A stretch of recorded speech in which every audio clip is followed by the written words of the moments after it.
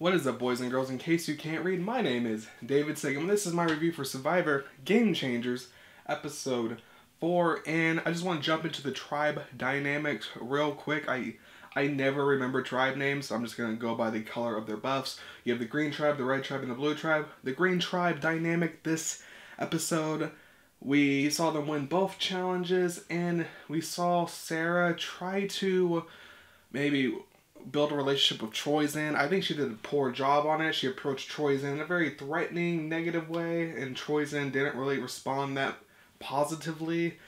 Troyzan, being the odd one out, he'll work with her if he needs to, but he has an idol, and he knows that. I think if Sarah approached Troyzan in a more positive, warming manner, less threatening, I think Troyzan may have gave up information that he has an idol, and Sarah could use that information to advance her farther in this game. I don't really like how Sarah is playing this season. I feel like she's letting her last game get to her too much when she aligned with Tony, and Tony, of course, sent her home and blindsided her because, well, that's what Tony does, and so she's trying to rearrange her game, and I don't think it's working out too well. But that was like the only real dynamic we saw in the green tribe. The red tribe, thanks to the red tribe, we actually got to see some pre-challenge strategy where the tribes talk and pick who does what. We never really see that in Survivor, and I've always been kind of interested in that, so it was really cool to see how they communicate on who does what task. Debbie, of course, said she's great at balancing, so they gave her the balancing task. She failed. The red tribe lost the reward challenge. Not a big deal. Debbie, of course, blew up, had a huge blow up, which is terrible in the game of Survivor.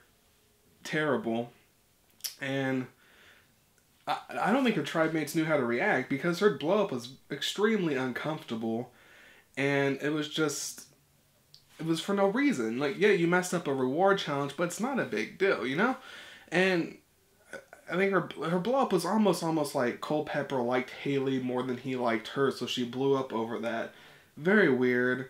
Kind of maybe shows Debbie's true lights. Is that the word? True colors. Lights, I don't know where that came from. True colors a little bit. And it was very uncomfortable how she was acting, from being mad to laughing to screaming. It's a Survivor no-no.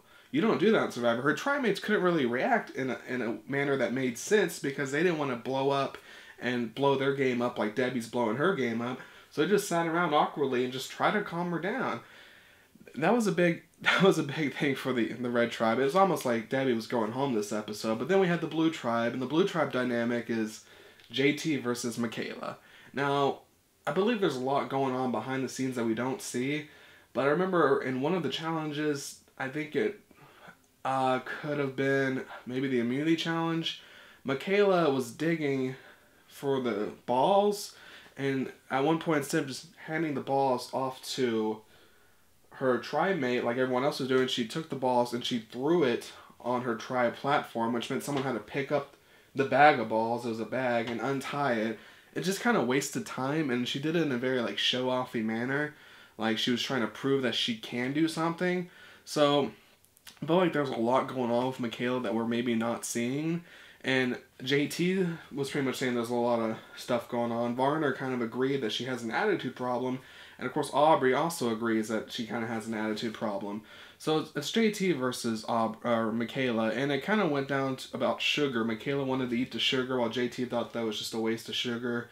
So Sandra gets the bright idea of eating the sugar. So JT had to blame Michaela. And it was a pretty smart idea. It was definitely a smart Survivor move. It just pretty much made JT go after Michaela even more instead of going after Sandra, who he originally wanted to go after. So that was an interesting dynamic. And of course, the blue tribe is the one going to tribal council. But during that episode, JT found a hidden immunity idol, and Ty found a clue for another hidden immunity idol. So now we're at the tribal council. And what I like about this is you really see how good Sandra is at the game of Survivor, because she is pretty much laying it on that Michaela's going home. Everyone's agreeing that Michaela is a handful, and she's making JT comfortable. So comfortable he doesn't play his idol. During the tribal council, I was like, JT, play your idol. Play your idol. Come on, play your idol. He didn't do it. He decided to leave his idol camp. He felt comfortable, and he went home, and that was his downfall. Sandra got the best of him. Michaela got the best of him, and Varner went with Sandra instead of Aubrey, and Aubrey was the odd one out.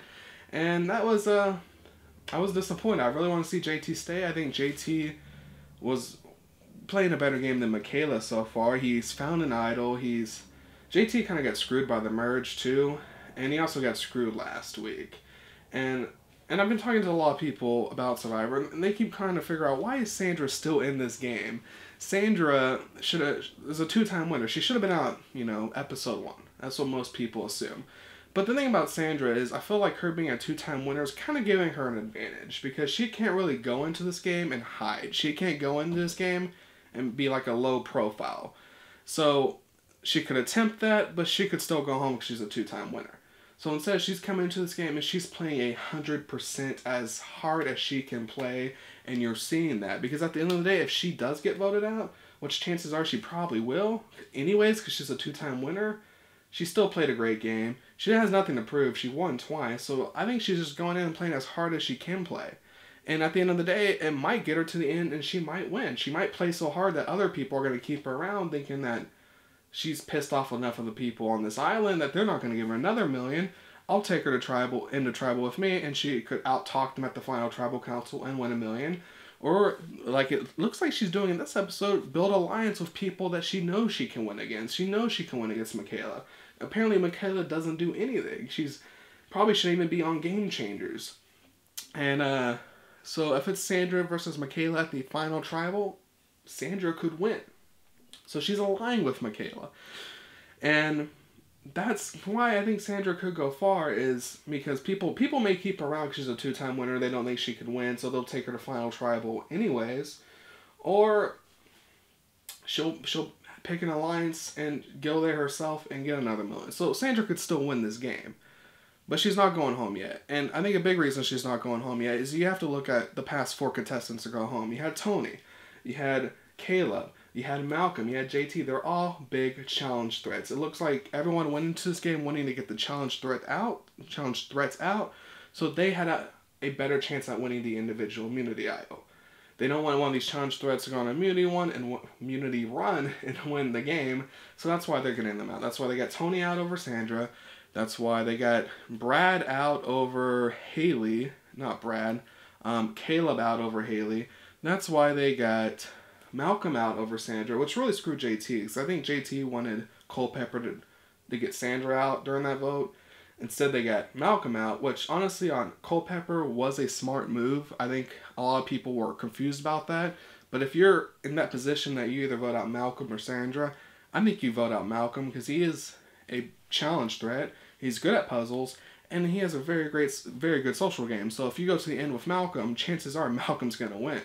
So taking him out that early was a smart move, but it screwed JT because it got out his one ally on that tribe, and it made it look like he was the reason Malcolm went home. And, I mean, Malcolm wanted to go target Sandra with JT, so it really screwed JT over. And, of course, he went to tribal again. He could have saved himself. He had an idol, but Sandra got him so comfortable enough that he didn't play the idol. And that's why, so far, she is playing a great game. How far can she play this game? We'll see. I think she'll probably go out during the merge. I think she's going to piss off the wrong person. She's going to end up going home eventually. Or people are going to see that she is playing a great game and send her home. We'll just have to wait and see. But let me know what you think of this episode of Survivor in the comments down below. If you enjoyed this video, please click like. If you want to see more DavidCigam, please go ahead and subscribe. Again, my name is DavidCigam. Peace out.